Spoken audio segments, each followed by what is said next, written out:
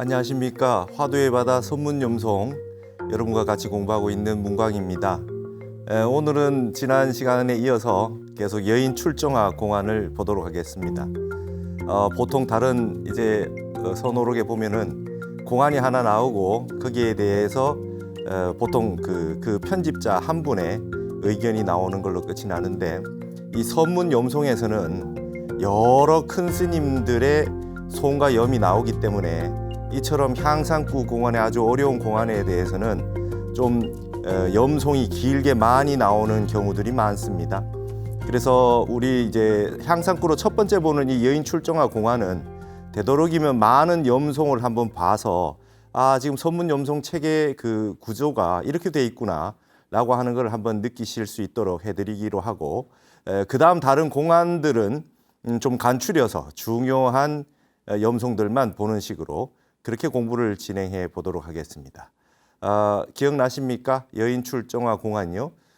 부처님께서 영축산에서 설법을 하시는 큰 법회를 하셨는데, 많은 부처님이 모이셨다가 법회가 끝나고 다 환지본처하셨다. 모두 각자 자리로 돌아가셨는데, 그 자리에 한 여인이 부처님 자리 가까운 곳에서 선정에 들어 있었다. 때마침 문수보살은 이 법회에 좀 늦으셔가지고 늦게 와보니 한 여인이 선정에 들어 있는 거죠. 부처님께 말했습니다. 저희는 어떤 인연으로 저렇게 깊은 선정에 들어갈 수가 있습니까? 이렇게 물어보니 부처님께서 문수 네가 직접 저 여인을 선정에서 나오게 해서 한번 직접 물어봐라. 그래서 문수보살이 3번 우요 삼잡을 하고 그 여인의 주변을 3번 돌고 탄지를 했는데 여인이 깨어나지 않더라. 그래서 깊고 깊은 선정에 들고 모든 위실력을 다해서 문수보살의 지혜를 총동원해서 그 여인을 선정해서 나오게 하려고 했는데도 여인이 선정해서 나오지 않았다. 부처님 말씀하시기를 가사 백천문수가 오더라도 저 여인을 선정해서 나오게 할 수 없다. 이 하방에 망명보살이 있는데 그이만이 가능하다. 그 얘기가 끝나자마자 바로 종지용출했다. 땅에서 솟아올라서 망명보살이 부처님께 예를 다하고 부처님 말씀을 듣고 바로 탄지 한 번에 여인을 선정해서 나오게 했다. 그 말입니다. 이 화두공안의 핵심은 지혜 제일인 문수보살이 어째서 여인을 선정해서 나오게 할 수 없었으며, 망명보살은 십지 가운데 초지보살밖에 되지 않았는데 어떻게 선정해서 나오게 할 수 있었던고, 이러한 공안입니다. 지난 시간에 이어서 계속해서 송을 한번 보도록 해보겠습니다. 설둔영 선사가 송을 했습니다. 초자 매감하고 애랑작탈이라 활중해사하고 사중능활이로다. 그랬습니다. 초자라고 하는 건, 초라고 하는 건 근심하는 이입니다. 근심하는 이는 감은 어리석음을 팔고, 여러분 중국의 명말청초에 아주 멋진 그 도인 스님이 계셨습니다. 감산덕청이라는 스님이 계셨는데요. 이 감산덕청 스님의 이름이, 이 감자가 어리석을 감자입니다. 어리석을 감자죠. 근데 이 감자에는 단순하게 어리석다라는 뜻만 있는 게 아니라 아주 천진난만하다는 뉘앙스를 가지고 있어요. 그래서 여기에 근심하는 이는 어리석음을 팔고, 애자도 어리석을 애자입니다. 애랑 할 때 랑은 신랑이에요. 남편을. 젊은 남자를 뜻하는 랑자고, 이거는 예전에 신라시대 같은 때에는 그 지위의 이름으로도 썼죠. 자귀예로 이름을 썼습니다. 뭐 시랑 이런 표현 썼잖아요. 그래서 예전에 이름에, 스님 이름에도 쓰고 이름을 많이 썼습니다. 희랑대사, 승랑법사, 이렇게 랑자를 좋은 의미로, 대장부의 의미로 많이 썼는데 요즘은 많이 쓰지 않는, 우리가 화랑도 할 때 랑자 말이죠. 젊은 청년을 뜻하는 랑자인데, 이게 이제 나중에는 신랑, 남편 이런 쪽으로만 주로 많이 쓰이고 있는데, 여기에 보면 이제 천치 같은 서방님은 해탈을 했다 이렇게 나와요. 이게 무슨 소리냐면, 근심걱정을 많이 하는 이는 결국 어리석음을 팔게 되고, 아무 생각 없는 신랑이 오히려 해탈을 했다. 근심걱정 많이 하는 이가 문수보살이고요. 그 아무 생각 없이 있는 남편이 망명보살이라는 얘기입니다. 그렇게 비유를 한 거죠.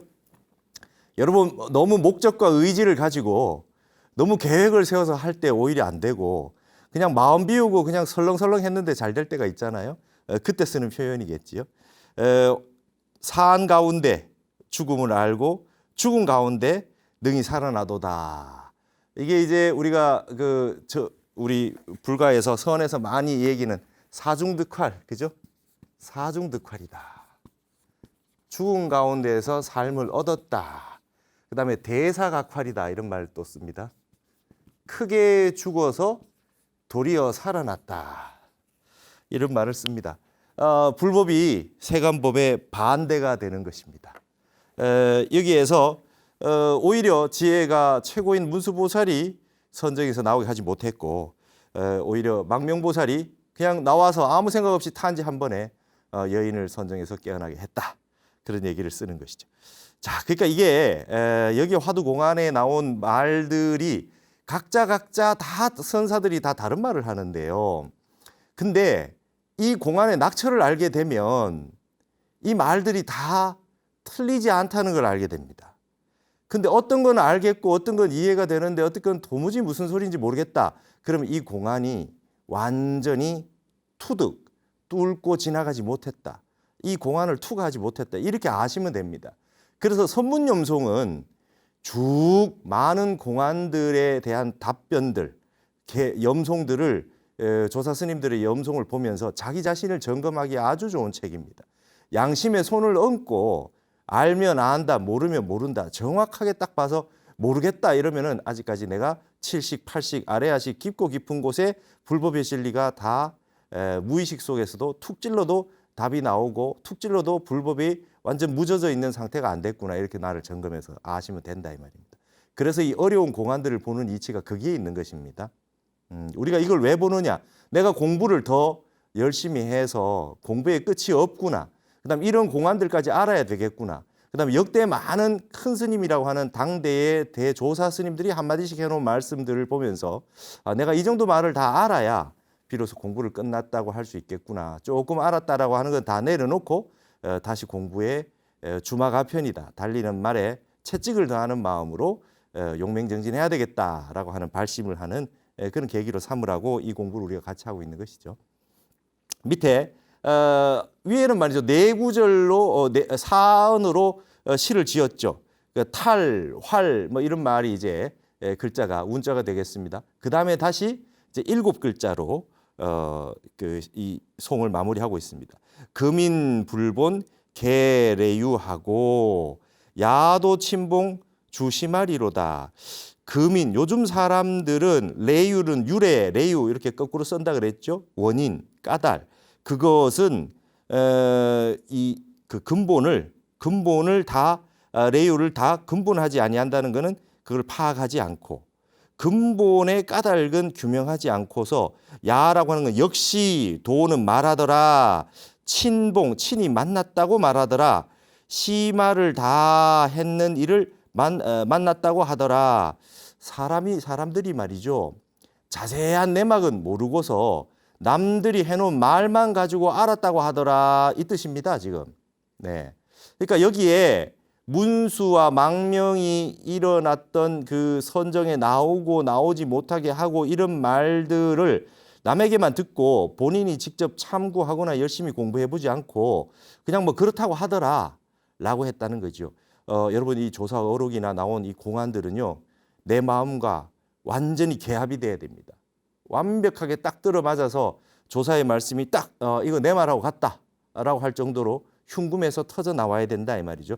그 말을 듣고 그럴듯하네. 이 정도로 끝나서는 안 되겠다 이 말입니다. 자, 그다음에 불적기 선사의 송을 한번 보시겠습니다.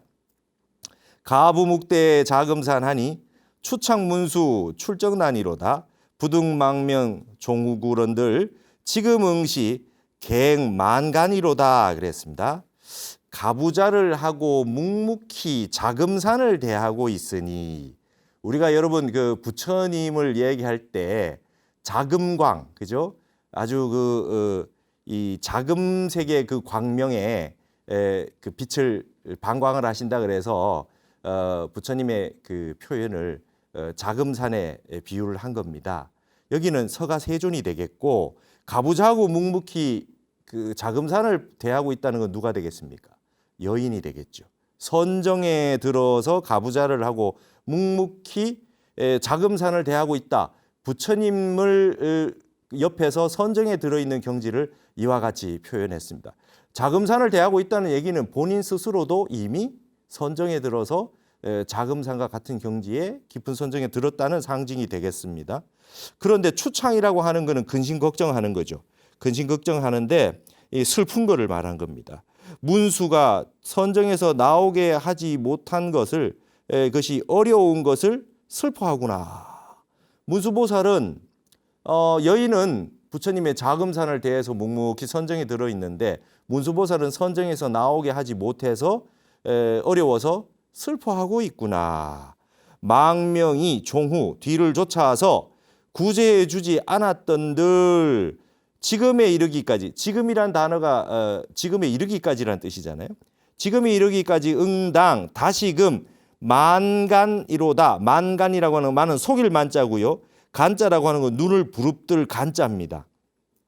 아마 그때 망명보살이 나타나가지고 선정에서 깨어나지 못하게 했다면, 그랬다면은 지금껏 눈을 뜨고 말이죠, 속고 있었을 뻔했구나. 멀뚱히 눈을 뜨고 속고 있을 뻔했구나. 이게 만간이라고 하는데 다른 책에 보면은 이게 이제 이게 눈 부릅뜰 간자인데요. 어떤 판본에 보면 쳐다볼 우자로 돼 있기도 합니다.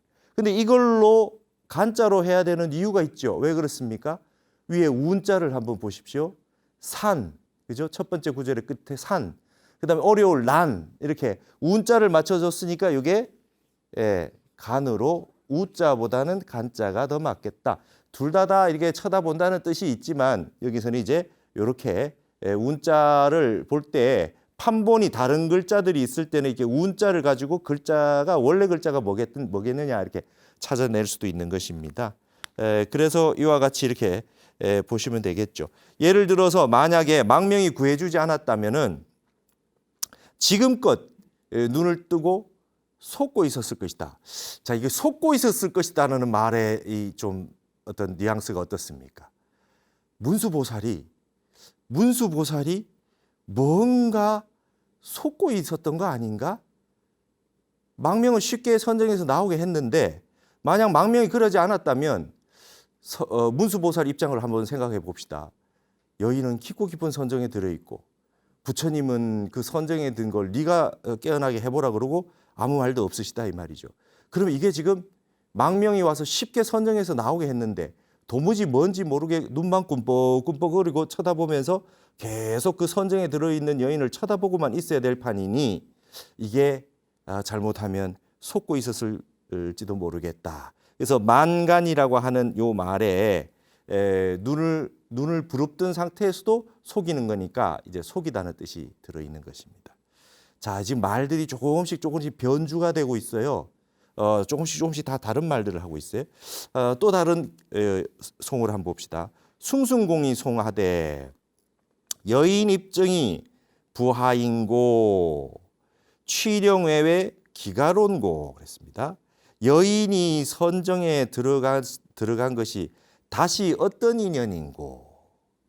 취령이라고 하는 건 이게 독수리 치자인데요.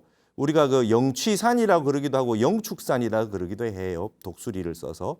여러분 인도에 가시면 우리가 영산 당시 수불 부촉할 때 그 영취산, 영축산이라고 하는데 가보시면 평지가 뭐 수십 시간을 가도 평지가 유지되고 있다가 갑자기 우뚝 솟은 산이 하나 있는데 그게 영산입니다.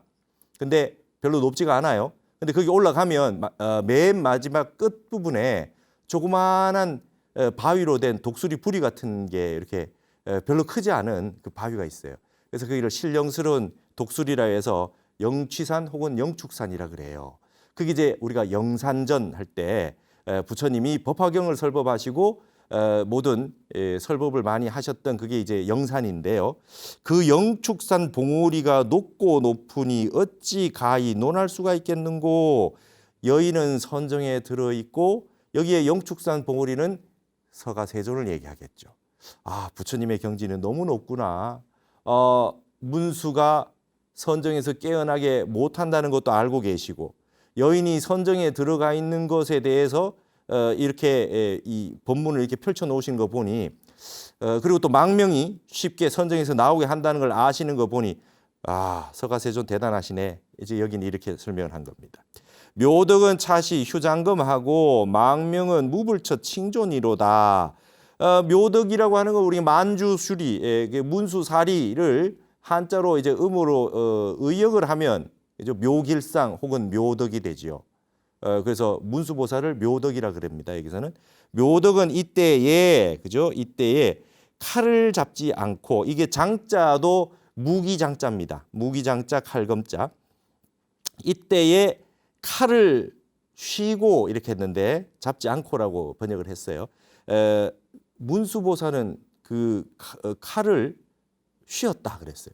그리고 망명보살은 부처가 없는 곳에서 칭존했다. 높은 채 하고 있구나. 존귀한 채 하고 있구나. 여긴 또 이 얘기가 또 바뀌었습니다. 서가세존 위대하시다. 여인은 어떻게 선정에 들어있는고? 문수보살은 진짜 자기의 진검은 뽑지도 않았네. 망명보살이 부처가 없는 곳에서 자기가 잘난 척하고 있구나. 이분은 이렇게 이제 개성을 잡았습니다. 이것도 어떻게 된 겁니까? 문수는 자기의 실력을 다해가지고 능력을 발휘해서 선정에 나오고 했는데 못했다고 그랬는데 이분은 이와 같이 얘기하고 있어요. 칼을 뽑지 않았어. 망명은 별것도 아닌데 자기가 되게 대단한 척하고 있구나. 이렇게 얘기를 하고 있습니다. 이거는 또 과연 무슨 소식인고 이 말입니다. 근데 이 말들이 다 다르지만 종지를 파악하고 있으면 이 말들이 다 이해가 된다. 이 어디에 한 염송이라도 걸리는 부분이 있으면 내가 아직까지 공부가 다 안 됐구나 이렇게 아셔라 이 말입니다. 그래서 염송을 여인 출정화 염송을 우리가 다 한번 이렇게 보시겠다는 것이죠. 자, 그다음에 여기에 그 숭숭공의 이 송이 이어집니다. 그 다음 구절이 중요한데요. 시를 두 개를 지은 거죠. 앞에서는 보실 것 같으면 논, 존 이렇게 7글자로 7원 절구를 지어놨죠. 그다음에 여기에 그다음에 뒤에 보면은 또 7월이 네 구절이 붙으니까 이건 7월 율시가 되겠습니다. 분이라든지 문이라든지 전부 운자가 다 있으니까요. 그래서 요거는 이제 7월 율시가 되겠습니다. 우음이 부독 무중참하고 그랬습니다. 무중참하고 그다음에 우폭 인겸 뇌갱분이로다. 글자가 어렵죠. 막은 전탑 수무지하라 수신간산 벼류문이라 그랬습니다. 우음이라고 하는 거는 구름 그림자가 구름인데 또 그게 음이니까 구름 그림자. 구름 그림자는 무중참하고 그랬어요. 매우 이게 중은 거듭한 거고 참이라고 하는 거는 아주 검뿌를 참자입니다. 아주 그 구름이 아주 그냥 짙게 그 검은 빛이 나는 아주 꽉 막힌 구름 생각하시면 되겠어요. 그 구름과 부독 혼자 있지 아니하니 그러니까 함께 있으니 이 말이잖아요. 구름 그림자가 매우 짙은 암개와 함께 하고 있고 더 안 보이고 어두울 것 같습니다. 그 다음에 우폭은 뭐 폭우로 뒤집어도 되겠습니다. 소나기는 이잉이라고 하는 것은 뭡니까? 이게 거듭 잉자예요. 이게 그 거듭 잉자, 거듭 겸했다. 뇌라고 하는 거는 이 소리가 많이 나는 우레죠. 거기다가 다시 갱, 분이라고 하는 거는 분은 소가 3마리가 있죠. 소가 3마리 이게 놀랄 분자입니다. 소가 3마리가 있는데 이게 놀랄 분자니까 우레 소리에 다시금 또 놀람을 여기에 더 덧붙이는구나. 폭우가 내릴 때 천둥 번개가 치면서 폭우가 내리고 있는데 거기에다가 다시 우레 소리를 겸하는구나. 여러분 구름은 점점 더 짙어져서 그 먹구름이 껴서 까맣게 끼고 있고 폭우가 내리는데 우레 소리가 여기에 또 더 한 번 더 겹쳐서 소리를 내고 있습니다. 그래서 자리를 탑이라고 하는 거는 자리입니다. 스님들 공부하시는 중국에서는 말이죠.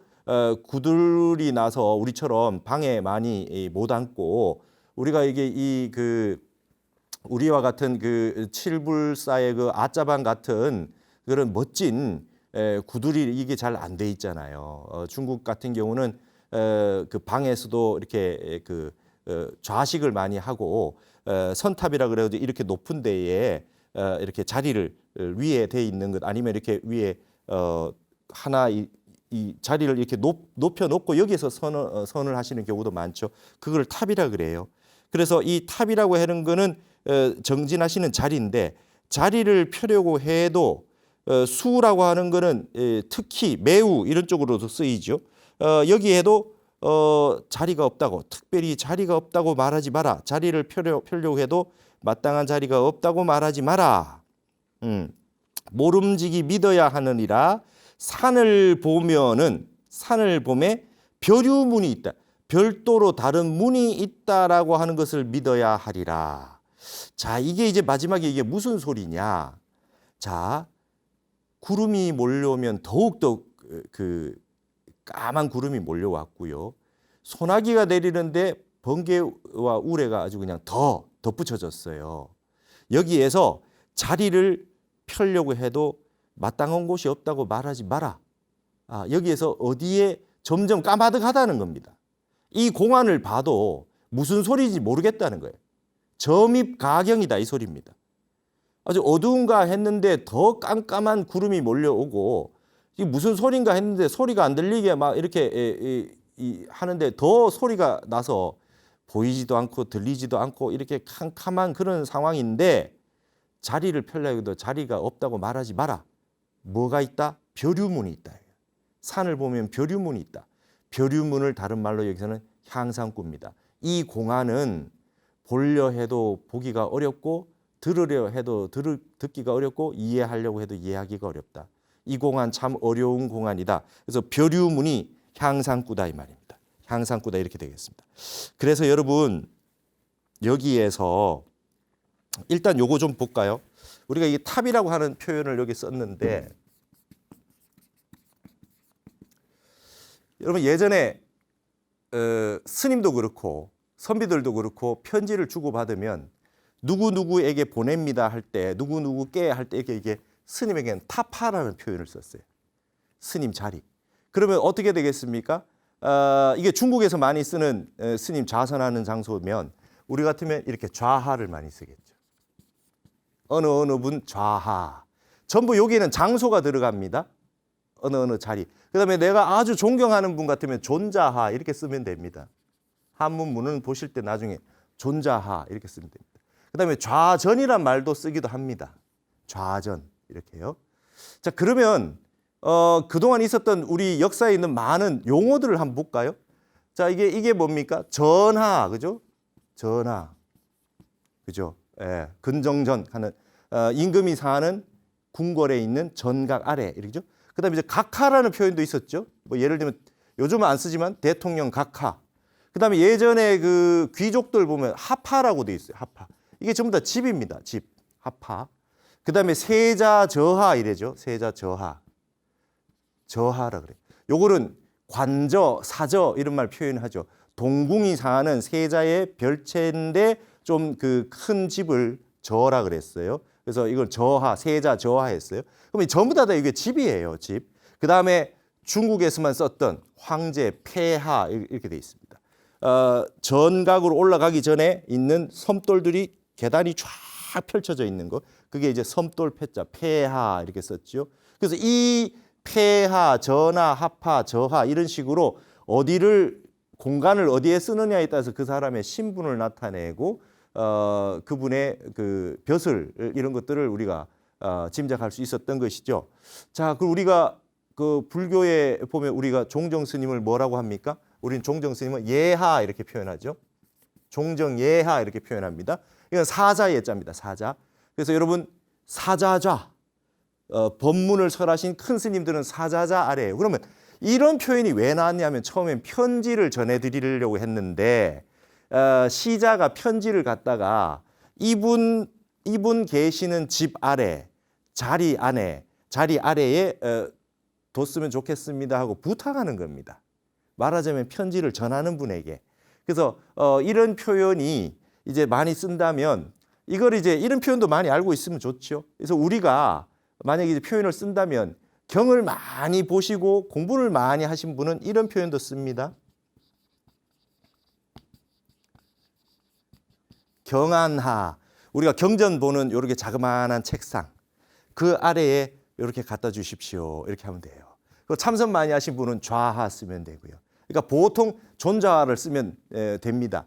그런데 이런 용법에 따라 볼 때 우리가 사회나 우리 절에서 사실 용법에 안 맞는 말이 이게 귀하라는 표현이죠. 귀한 아래 이러면 말이 안 되잖아요. 여기 전부 다 자리였잖아요. 자리. 집이나 자리 공간이거든요. 그다음에 법화도 말이 안 맞는 말입니다. 사실은. 법 아래 이런 거 말이 안 돼요. 뭐 예를 들면 법좌하 이런 거 좋죠. 법좌하 이렇게 해도 됩니다. 그리고 대중들에게 쓸 때는 귀중이란 말을 쓰는데 이건 괜찮은 표현입니다. 대중들에게 보일 때는 그냥 뭐 자리가 아니라 거기 있는 모든 대중들. 귀중은 괜찮은 말이나 앞으로 귀하나 법하 같은 경우는 이 용법에 맞춰서 볼 때는 좀 바꾸기로 하고요. 그다음에 큰 스님이나 어른 스님들께 보낼 때는 좌하, 존자하, 경안하 뭐 이런 표현을 좀 썼으면 어떨까 싶습니다.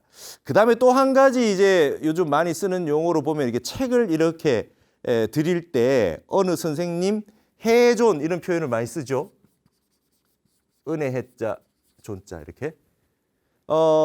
이게 이제 이 표현은 사실은 거꾸로 된 겁니다. 어떻게 된 거냐면 어떤 분이 저에게 책을 주셨어요. 그래서 내가 이게 은혜롭게 간직한다 해서 내가 책을 어디에서 받은 걸 적어 놓을 때 어느 분이 주셔서 내가 은혜롭게 그걸 간직한다. 내가 보존한다는 뜻이니까. 근데 어느 선생님 해존 이렇게 쓰면 어느 선생님이 그분에게 드리면서 아주 은혜롭게 받으시오 이 뜻이 돼요. 일본 사람들이 이거를 많이 썼습니다. 일본 사람들은 책을 굉장히 이게 받고 뭐 하고 할 때 기록을 많이 해놔서 본인이 받아서 간직할 때 썼던 말을 이게 오류가 생겨가지고 다른 분한테 줄 때 이렇게 썼던 그 용어로 됐어요. 근데 그러면 어떻게 쓰면 되느냐? 남한테 다른 분한테 드릴 때는 이런 용어를 쓰시면 됩니다. 청감 혹은 청람. 제 책이나 제 글은 별 볼품이 없는데요. 맑은 눈으로 봐주십시오. 맑을 청자 볼감자, 볼람자. 제 글은 형편없지만 아주 밝은 눈으로 한번 봐주십시오. 이런 표현을 쓰고요. 아주 내가 큰 어른들, 정말 존경하는 어른분에게 쓸 때는 완존 이런 표현 쓰면 됩니다. 완존. 이거 논어에 나오는 말인데요. 제자가 어떤 이 악기를 연주를 하는 걸 보고 공자가 이렇게 합니다. 완이, 완이 소활 이런 말을 씁니다. 이게 빙그레입니다. 빙그레. 빙그레 웃더니 한마디 하시는 거죠. 닭 잡는데 소 잡는 칼을 쓰려고 이렇게 빙그레 웃으면서 한 말씀 하시는 거죠. 네 뜻은 갸륵하나 조금 부족하다라고 할 때 이게 빙그레 웃으셨어요. 그래서 완존 이렇게 하면 제 책은 별거 아닌데 그냥 아유 니도 책이란 걸 썼냐? 그래 빙그레 웃으면서 받아주세요. 할 때 이게 완존이라는 표현을 씁니다. 이런 표현들은 상당히 우리가 그 유교 불교를 떠나서 우리의 좋은 문화 전통이니까 이런 것도 좀 이 기회에 아셨으면 좋겠고 여기 탑이라고 하는 거는 선탑입니다. 중국 선사들이 앉아서 정진하시는 그런 공간이다.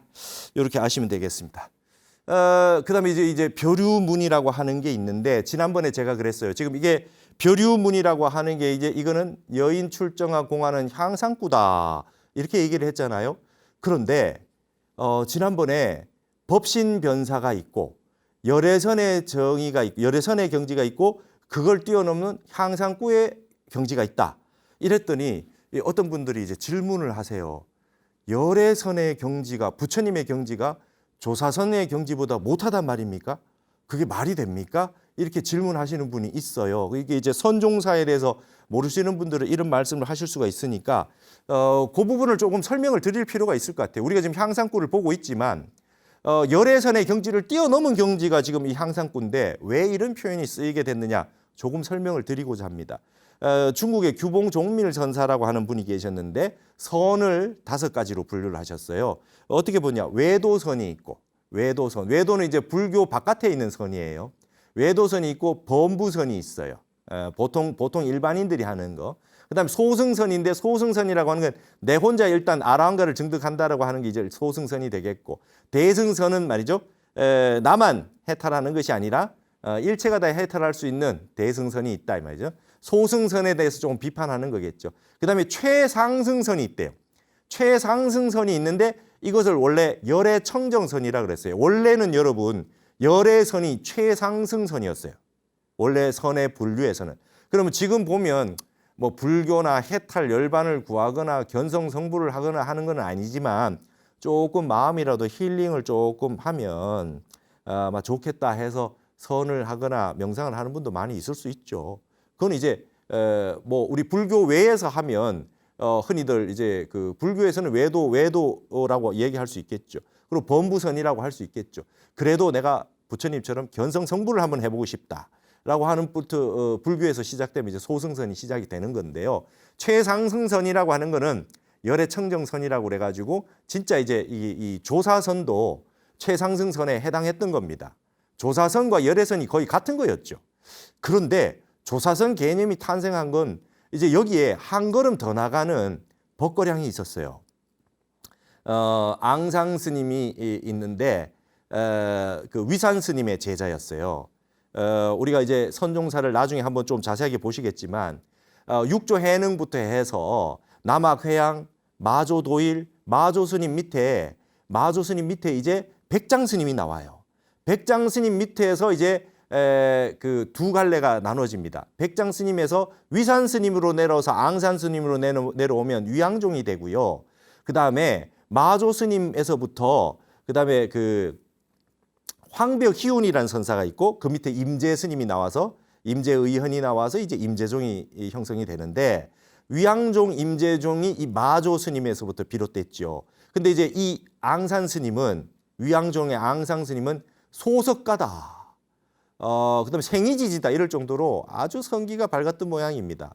근데 이 앙산 스님하고 똑같이 위산 스님의 제자였던 향엄 선사가 있었어요. 향엄 선사가 있었는데 공부가 딱 되셨는데 말이죠.